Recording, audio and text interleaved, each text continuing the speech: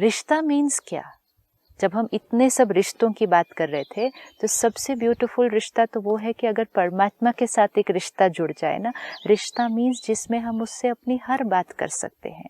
तो कभी कभी सोल कॉन्शियसनेस और पावरफुल वो स्टेज नहीं एक्सपीरियंस हो, ये भी पूछ सकता हूँ मैं, क्या आपके साथ मेरा पहले इतना अच्छा कनेक्शन हो रहा था, आजकल क्या हो गया? Yes, why not? आजकल क्या तकलीफ है? आप भी समझाओ मुझे। आपको टचिंग होगी, आपको आंसर मिलेगा। उस टाइम नहीं मिलेगा तो थोड़ी देर बाद मिलेगा, लेकिन आंसर मिलेगा कि कहाँ क्या लीकेज हो रही है।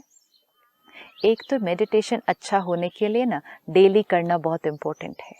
अगर हम कभी कभी करते हैं तो माइंड को, ब्रेन को भी उसकी प्रैक्टिस नहीं रहती है। आप रोज जो चीज़ करेंगे, रोज करेंगे, तो मन को भी वो आदत पड़ती है कि हाँ, इस स्थिति तक मुझे पहुंचना है।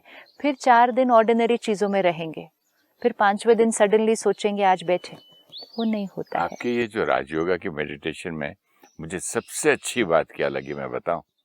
पता नहीं, सबको तो अपने अपने पॉइंट ऑफ व्यू है। मुझे सबसे अच्छा लगा कि मैं वहां भिखारी नहीं हूँ और मैं कोई छोटा सा कमजोर सा मिट्टी धूल आपके चरणों का ये वो सब नहीं हूँ। मैं आपकी औलाद हूँ। हाँ, कितना रॉयल लगता है। yes. किस बाप की औलाद, मतलब आपके अंदर एक इतना एक अपने एक एक स्वमान जागृत होता है ना, ये तो आई एम स्वमान प्राउड है। Of my self. ये ठीक है, और तूने जहाँ रखा ठीक है, हाँ, तू सिखा रहा है, लीड मी, टीच मी, और ये दे दे 100 वर्ड के, मेरे को 2 रुपए का ये दिला दे, मेरी फैक्ट्री चला दे, मेरे बेटे को पास करा दे, कुछ भी नहीं। भिखारी से और एक इमेजिनेशन से, एक कॉन्सेप्ट से राइट, अलग हो गया हूँ मैं। यस, एक कॉन्सेप्ट था, हाँ, तू कौन है, किधर है, मालूम नहीं। अच्छा, ये मूर्ति नहीं नहीं नहीं, वो मूर्ति नहीं नहीं नहीं, इसके ऊपर 2 फूल चढ़ा दो, चलो ये यहाँ भी एक चढ़ा दो, चलो यार ये भी खरीद दो। इतना कॉम्प्लिकेटेड और कंफ्यूज था मैं, और इतनी क्लैरिटी है अब। सिर्फ निराकार मेरा पिता, मैं तेरे से जो चाहे बात करूं, मैं संस्कृत में करूं, हिंदी में करूं, इंग्लिश में नहीं करूं, तुझे तू बोलूं, क्या बोलूं, हम दोनों अकेले, राइट, एंड नो भीख। ट्रू। और पहले जो कर रहे थे ना, जैसे आपने कहा 2 फूल चढ़ाएं, फिर इस मूर्ति फियर पर था वो। फियर था। हाँ। मेन चीज तो वो फियर खत्म होता है। अब क्या होता है, जब हमें परमात्मा से ज्ञान मिलता है तो सभी रिचुअल्स जो हम कर रहे हैं ना, ऐसा नहीं, क्योंकि कईयों के अंदर ये डर होता है कि इसका मतलब हम वो छोड़ देंगे, हमें वो रिचुअल छोड़ना पड़ेगा क्या, हम पूजा पाठ छोड़ेंगे। हमें कुछ भी नहीं छोड़ना है, हमें कुछ भी नहीं छोड़ना है। हम सब कुछ जो कर रहे हैं, सब कुछ जो कर रहे हैं, जो रिलीजन हम फॉलो कर रहे हैं, जो रिचुअल्स हम फॉलो कर रहे हैं, हम सब कुछ कर रहे हैं, साथ में ये ज्ञान ले रहे हैं। एंड द ब्यूटी इज, ये ज्ञान मुझे उन चीज़ों को जो हम पहले कर रहे थे और अंडरस्टैंडिंग से करने देता है। मुझे समझ में आता है कि ये हम क्यों कर रहे थे। अब हम डर से नहीं करेंगे उसको, भावना से और प्यार से करेंगे। बट रिचुअल्स का भी सिस्टर, मेरे पास, मैं भी रिचुअल्स करता हूँ, लेकिन पहले मैं इसी परमात्मा को उस रिचुअल में बुलाता था, तू इसमें आ, मैं तुझसे बात करूं। तो अब जब मुझे डायरेक्ट है तो मैं इसलिए नहीं बुलाता। और मैं ये नहीं कहता कि मूर्ति में भगवान है, उसमें आवाहन करते थे ना कि इसमें आप आइए, हम आपको फूल चढ़ाएंगे, हम आपको मतलब अपने खाने को पवित्र करेंगे, भोग लगाएंगे, मुझे आपसे बात करनी है। तो अब यहाँ से इनडायरेक्टली और अब डायरेक्टली में फर्क है, डायरेक्ट कनेक्शन जुड़ा। हाँ, तो उस रिचुअल अभी भी है नहीं है, कोई फर्क नहीं पड़ता है। It doesn't matter. हाँ, नहाना है, साफ रहना है, ये है, वो तो रिचुअल्स है ही। फूल भी चढ़ा हुआ, लेकिन जब मैं फूल भी चढ़ाता हूँ आज अपने देवी देवताओं को, जो भी है उनको चढ़ाता हूँ, तो इनके द्वारा मैं वो तुम्हें तुझे। फूल चढ़ाना मतलब क्या, कि अपने गुण, अपनी दिव्यता, अपनी सुंदर वाइब्रेशन चढ़ाना है। फूल क्या है, खुशबूदार है ना, फ्रेग्रेंस है ना, सुंदर है। तो आत्मा के अंदर की जो सुंदरता है, जो दिव्यता है, उसी को तो देवी देवताओं को अर्पण करेंगे ना। फूल चढ़ाया लेकिन अंदर मैल है, तो फिर अर्पण करने से वापस आएगा या कम हो जाएगा? अर्पण मीन्स जैसे एक बच्चा अपने माता पिता को क्या करता है, अपनी सक्सेस, अपनी जो भी अच्छाई है वो पहली तनख्वाह है मेरी, देखो अर्पण करता है। ये है फूल चढ़ाना। ये फूल चढ़ाने से वो मेरे अंदर का फूल और भी ज़्यादा बढ़ता जाएगा। अगरबत्ती जलाना ताकि खुशबू चारों तरफ फैले, लेकिन खुशबू किसकी फैलेगी? खुशबू तो मेरी वाइब्रेशन की सारा दिन फैलेगी। हम हवन करते हैं। हवन क्यों करते हैं? ताकि शुद्धिकरण हो जाए। शुद्धिकरण कैसे होगा? ताकि हम वो हवन कुंड में अपने अंदर की जो पकड़ी हुई बातें हैं, जो कमजोरियां हैं, उसकी आहुति चढ़ाते हैं। जब उसकी आहुति चढ़ेगी तब तो शुद्धिकरण होगा। सिर्फ हवन कुंड जलाने से शुद्धिकरण नहीं होगा अगर अंदर शुद्धिकरण नहीं हुआ। ये सारे रिचुअल्स किस लिए थे?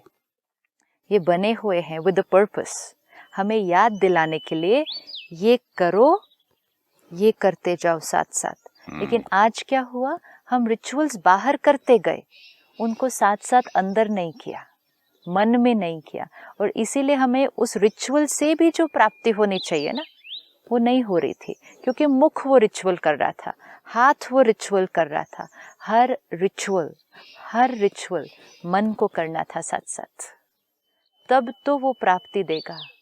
तो इसीलिए रिचुअल का मीनिंग ही समझ में नहीं आएगा तो मन से कैसे करेंगे? इसीलिए ना, दैट्स व्हाट आई सेड, आप जो कर रहे हैं वो करते रहें, लेकिन जो परमात्मा से ज्ञान मिलता है उससे उस रिचुअल का भी मीनिंग समझ में आ जाता है। जितना मीनिंग समझ में आता है, करने का भाव पूरी तरह से चेंज हो जाता है, एंड मोस्ट इम्पोर्टेंट, डर खत्म होता है। क्योंकि परमात्मा से डायरेक्ट कनेक्शन जुड़ा, अब डर किसका? अब डर किस बात का रहेगा? अब आपको पता है कि भगवान नाराज नहीं होता, भगवान श्राप नहीं देता, भगवान मेरे जीवन में गलत जो हो रहा है वो भगवान नहीं कराता, तो डर क्यों लगेगा भगवान से? परमात्मा से सिर्फ प्यार का रिश्ता, डर का नहीं, वो सब खत्म हो जाए तो ऑटोमेटिकली जीवन में कॉन्फिडेंस और स्वमान कितना आ जाएगा, हर परिस्थिति को फेस करने की तो ताकत नाराज आएगी। हो तो क्या फर्क पड़ता है भगवान से? मैं आज तुमसे नाराज हूँ, अगर हमें तो क्या पता हुआ? चले कोई हमसे नाराज है तो कैसा लगता है? और बुरा यही लगता हमें है। पता चले कि भगवान हमसे नाराज है। यही बातें सुनते थे ना हम, भगवान नहीं, नाराज मैं है। नाराज हूँ कि मेरी बात तूने नहीं सुनी, ये नहीं हुआ, हाँ, हम और हो बाद में सकते पता हैं। चलता है कि हाँ, एक्चुअली तो अच्छा हुआ। यस। तो भगवान हमारे जीवन में जो हो रहा है, जब हमें कर्मा फिलॉसफी समझ में आई तो ये भी तो समझ में आता है ना, परमात्मा का रोल ये नहीं है कि मेरे जीवन में क्या सही हो रहा है क्या गलत हो रहा है। परमात्मा का रोल है ज्ञान देना, शक्ति देना, प्यार देना, वो हमें उससे मिलता है। वो तीन चीजें लेकर लाइफ की प्रॉब्लम्स को हमें हैंडल करना है। ज्ञान, शक्ति, प्यार, पावर, ये ज्ञान, नॉलेज। शक्ति, पावर, तीन चीजें, ये तीन चीजें मिलेंगी, हम लाइफ की हर चैलेंज को क्रॉस कर लेंगे। और चैलेंज भी हम ही लाए थे अपने कार्मिक अकाउंट से, सॉल्व भी कैसे करेंगे? अपने ही प्रेजेंट कर्मा से। तो कांस्टेंट नॉलेज और पावर मिलने से we become strong and then we can face all the challenges. पहले क्या हो रहा था? वीक है, उसके आगे मांगते थे कि प्लीज मेरे चैलेंजेस को ठीक कर दो, मेरे घर में आई हुई प्रॉब्लम को ठीक कर दो, विदाउट अवेयरनेस कि ये प्रॉब्लम मेरा कार्मिक अकाउंट है, इसको ठीक मुझे ही करना होगा। उससे हम ज्ञान ले सकते हैं कि कैसे ठीक करना है उसको। तो जब रोज सेंटर पे जाएंगे, रोज रोज रोज वो बातें अंदर जाएंगी और पावर भी मिलती जाएगी, तो करना बहुत इजी होता कैसी जाएगा। बातें मेरे मन से जो बचपन में हम लोग छोटे छोटे गांव में सीखते थे, कैसी कैसी बातें दूर हुई। मैं गलतियों का पुतला, इंसान। अच्छा, कितना इजी है, गलतियों का पुतला हूँ इंसान, तो मैं गलतियां करता जाऊं क्योंकि मैं हूं ही वो। और परमात्मा ने आकर क्या बताया? तुम एक सुंदर, पवित्र, सर्व शक्तियों से भरपूर आत्मा हो, मेरे बच्चे हो, देवी देवता हो, देवी देवताओं के कुल के, वो देवी देवताओं वाली आत्मा हो, वो दिव्य गुणों वाली आत्मा हो। अभी धीरे धीरे धीरे धीरे अपनी दिव्यता से नीचे उतरे हो, वापस उस दिव्यता पर जाना है। Look at the difference. मैं तो बहुत खुश हूँ, कहाँ से था कि गलतियों का पुतला इंसान और चरणों की धूल, मैं मिट्टी, ये सब छोड़ के मैं अभी मेरे बाप की दुनिया, मेरे बाप का बेटा। कितना अंतर हो गया। और वो पिता हमें वापस हमारी ओरिजिनल स्टेट पर लेकर जा रहा है, जो हमारा पोटेंशियल था। वो दिव्यता, वो डिविनिटी, वो रॉयल्टी, जो हमारा पोटेंशियल है, जो हम भी भूल चुके हैं। हम सब भूल चुके हैं। तो परमात्मा आकर हमें उस पोटेंशियल पर वापस लेकर जा रहा है ना, तो कितना बड़ा कार्य हो रहा है। परमात्मा कहता है ये जो आपकी कलयुगी दुनिया है जिसमें आप दुखी हो, अशांत हो, ये कलयुग अब ज़्यादा समय नहीं रहेगा। लोग कहते हैं विनाश ना हो जाए, सृष्टि ना खत्म हो जाए। परमात्मा कहते हैं विनाश नहीं हो रहा, सृष्टि नहीं खत्म हो रही। अगर विनाश हो रहा है तो वो कलयुगी सोच का विनाश हो रहा है, कलयुगी दुनिया का विनाश होना है, सृष्टि का विनाश नहीं होना है। चेंज, बिकॉज किसका चेंज? एक चीज खत्म होगी तब तो दूसरी चीज शुरू होगी ना। तो विनाश वर्ड भी जो आता है वो कलयुगी दुनिया का विनाश और सत्युगी death is the beginning. Yes, death is the beginning. तो डेथ किसकी? कलयुगी दुनिया की डेथ, उसका विनाश। शुरुआत किसकी? सत्युगी दुनिया की शुरुआत। एंड सत्युगी दुनिया means every thought pure, every संस्कार प्योर, डिविनिटी, सृष्टि भी डिवाइन हो जाएगी। तो उस दिव्य कार्य के लिए ही तो परमात्मा का अवतरण इस सृष्टि पर होता है। अब हमारी चॉइस है, अगर हम उसको लेना चाहें और अपने जीवन को सुंदरता से वापस वैसा बनाना चाहें, और उसका डायरेक्ट असर हमें रोज दिखाई देगा।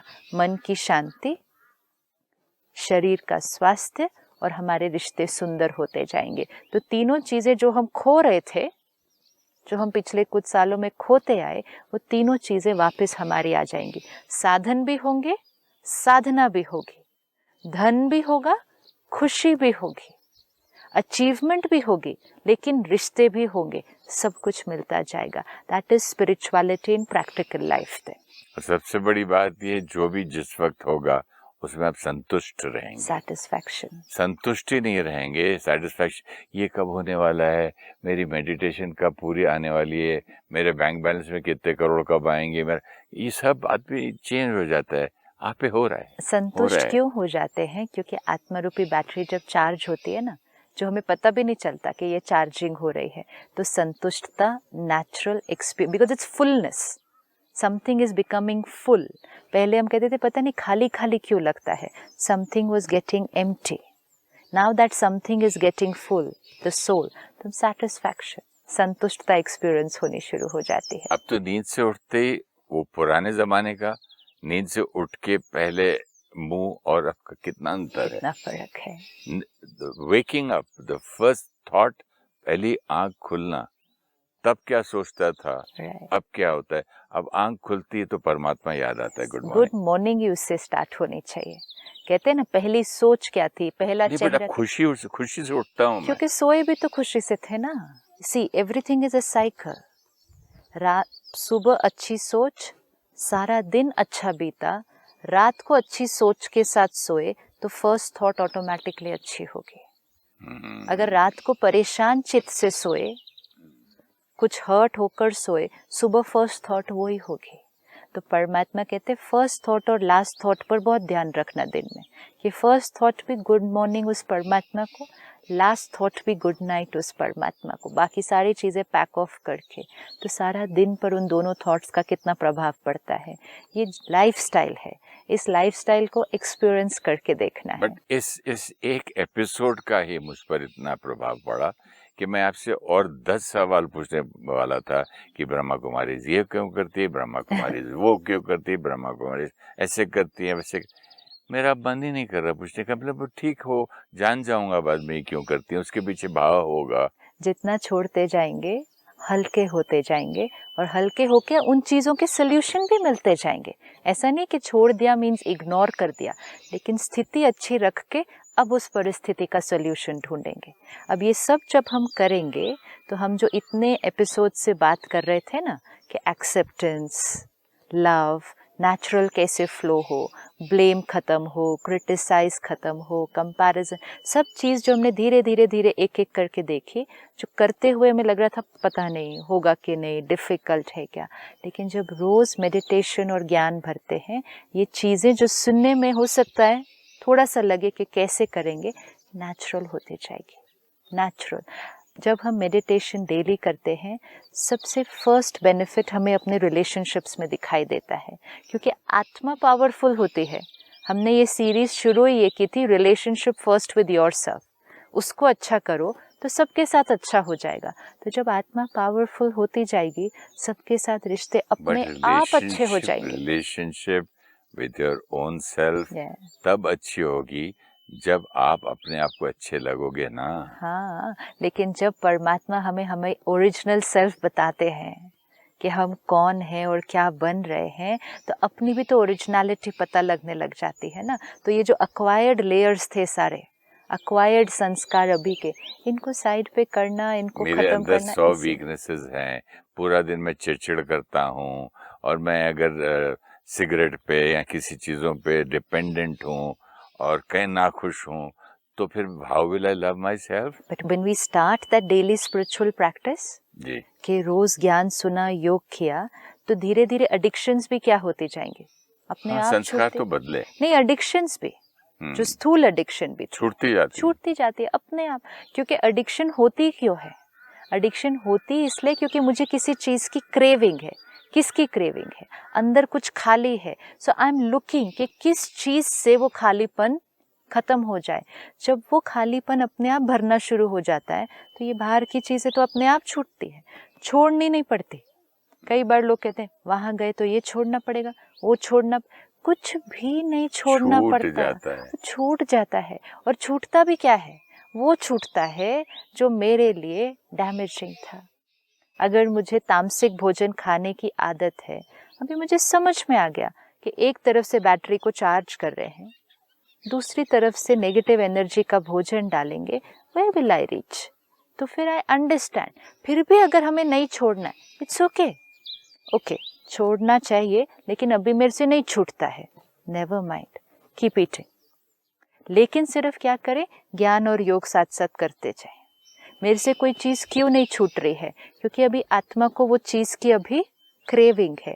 अब उस आत्मा को कुछ और देते जाएं, ये देते जाएं, ये अपने आप छूटेगा। जो चीज़ मेरे लिए डैमेजिंग है, वो अपने आप छूटती है। पर समझ में तो आया ना डैमेजिंग है। तामसिक भोजन, तामसिक लाइफस्टाइल, एडिक्शंस। सिस्टर, जिस चीज को लोग कहते हैं इससे मेरी बॉडी शक्ति में आएगी, इससे मेरा बेटा और बेटी तगड़े होंगे, इस चीज से हमको बल आएगा, इससे मसल बनेंगे। अगर आपका बॉडी बिल्डिंग के जिम टीचर भी यही बोलता है, जिम्नेजियम का बाजू वाले बोलते हैं, बुक्स बोलते हैं, और दुनिया यही बोलती है कि खूब मटन चिकन खाओ तो आपकी बॉडी अच्छी होगी। इतना होने के बाद तो फिर अग्रीड, ये सारी चीज को वॉश आउट तो इजीली नहीं वॉश आउट किया करना जाता भी नहीं है, क्योंकि वो राइट है, तो वॉश आउट क्यों करना है उसको? अगर वो भोजन शरीर को कोई एनर्जी देता है, तो वो राइट है बात, उसको वॉश आउट क्यों करना है? जिसने भी साइंटिफिकली वो प्रूफ किया, उसके पीछे उसकी कोई लॉजिक है। लेकिन ये भी सच है कि वो भोजन की नेगेटिव वाइब्रेशंस मुझ आत्मा को नेगेटिविटी देती है, और ये भी सच है कि मुझ आत्मा की हर वाइब्रेशन मेरे शरीर पर प्रभाव डालती है। Every thought has an effect on every cell of the body, right? तो ये जब मुझे समझ में आ गया, तो मुझे एक बैलेंस क्रिएट करना पड़ता है कि शरीर को हेल्दी भोजन देने के लिए तो मेरे पास और बहुत सब्स्टिट्यूट मिल जाएंगे ना। मुझे प्रोटीन चाहिए तो इधर से मिलेगा, कार्बोहाइड्रेट चाहिए तो मुझे इधर से मिलेगा, मुझे सात्विक भोजन में भी सारे न्यूट्रिएंट्स मिल जाएंगे। लेकिन ये जो नेगेटिव एनर्जी मुझे डिप्लीट कर रही है, क्या इसका मुझे कोई सब्स्टिट्यूट मिलेगा? नहीं। और फिर इतना सब नॉनवेज खाने के बाद भी क्या हम फिजिकली हेल्दी हैं? Not necessary. Why not necessary? Because the soul is not healthy. Till the soul is healthy, the body will not be healthy. कोई ना कोई तनाव, कोई ना कोई चीज फिर हमारे शरीर पर प्रभाव डालेगी।